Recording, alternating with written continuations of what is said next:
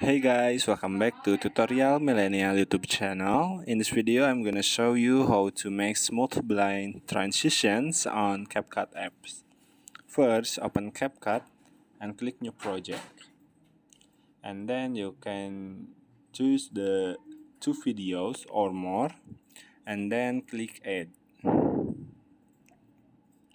Okay, now select the first layer of the video, add animation, combo, and choose blinds.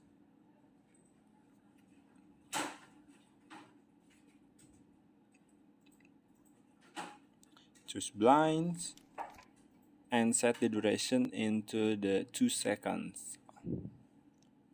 Okay. Now select the second videos, add animation, go to in and choose blinds. Like this, and set the animation into 1 second. And then hit OK. And here it is. The transition. Okay. I hope it was helpful for you. Don't forget to like, share, comment, and also subscribe to this channel. If you have any questions, you can leave it in the comment section down below. Thank you so much for watching and see you on the next video.